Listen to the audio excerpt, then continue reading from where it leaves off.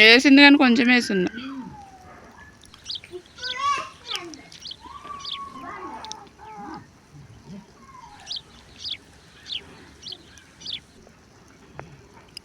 Hello అందరు కూడా బాగున్నారా? ఈరోజు వీడియోలో మన శరీరానికి ఎంతో ఆరోగ్యాన్ని ఇచ్చే పచ్చి గుమ్మడికాయని ఉడకబెట్టి తింటున్నాము. వీటిని మేము అట్టుబద్ద అంటాము. చాలా అంటే చాలా బాగుంటుంది. ఇప్పుడైతే గుమ్మడికాయని తీసుకొని హాఫ్గా కట్ చేసుకొని హాఫ్ ముక్కని కూర కోసం పక్కన పెట్టేసుకుంటున్నాము. గుమ్మడికాయ లోపల చూసారా, పొట్టు అనేది ఇలా ఉంటుందన్నమాట. ఇంకా గుమ్మడి గింజలు కూడా చూడండి, లేతగానే ఉంది. ఈ గుమ్మడి పొట్టు కూడా యూజ్ అవుతుంది, ఎందుకో చెప్తాను. గుమ్మడి పిక్కని ప్రెస్ చేసి చూపిస్తున్నాను చూడండి, లేతగానే ఉంది. ఇంకా గుమ్మడికాయ ఉడకబెట్టుకొని తినడానికి ఎలా ఉండాలంటే మరీ లేతగా ఉండకూడదు, మరీ పండు రూపంలో ఉండకూడదు అనమాట. ఇలా గ్రీన్ ఎల్లో మిక్స్ అయి ఉంటుంది. ఇలా ఉన్నప్పుడు ఉడకబెట్టుకొని తింటే బాగుంటుంది.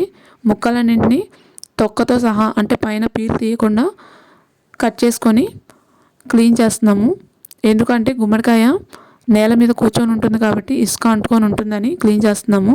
అంతకంటే ముందు బిందె అడుగున ఇందాక చూపించిన గుమ్మడి పొట్టు మొత్తం కూడా స్ప్రెడ్ చేసుకొని దానిపైన క్లీన్ చేసి పెట్టుకున్న గుమ్మడి ముక్కలన్నింటినీ వేసుకుంటున్నాము.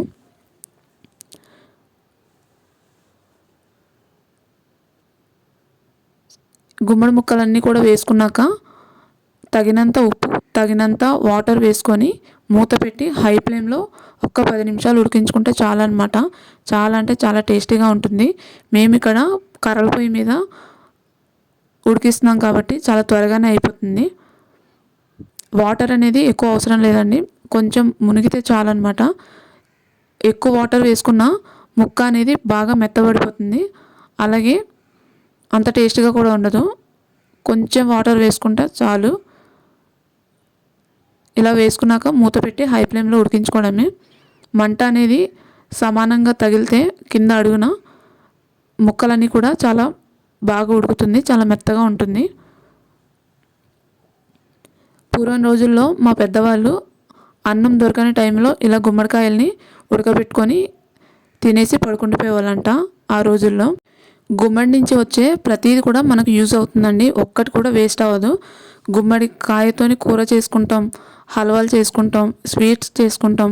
ఇంకా గుమ్మడి గింజల గురించి చెప్పాల్సిన అవసరం లేదు. హెయిర్ గ్రోత్కి చాలా అంటే చాలా హెల్ప్ అవుతుంది. నెక్స్ట్ గుమ్మడి పువ్వులు, గుమ్మడి ఆకులతో కూడా కూర వండుకుంటాము. అది కూడా నెక్స్ట్ వీడియోలో అప్లోడ్ చేస్తాను చూడండి. ఇప్పుడైతే ఉడికిపోయింది ఆల్మోస్ట్. ఇలా ఉండాలన్నమాట.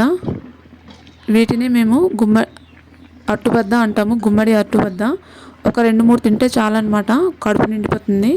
గుమ్మడితో వచ్చే ప్రతిదీ కూడా యూజేనండి మనకు. చూసారు కదా, ఉడికిన తర్వాత చల్లారిపోతే ఇంకా బాగుంటుంది అన్నమాట తినడానికి. చాలా చాలా టేస్టీగా ఉంటుంది. ఒకసారి మీరు కూడా ట్రై చేయండి. ఈ వీడియో నచ్చితే లైక్ చేసి సబ్స్క్రైబ్ చేసుకోండి. వీలైతే మీ ఫ్యామిలీ అండ్ ఫ్రెండ్స్ కూడా షేర్ చేయండి. మీ ఒక లైక్ అనేది 10 మంది వరకు చేరుతుంది. దానివల్ల అందరూ కూడా నా వీడియోస్ చూడడానికి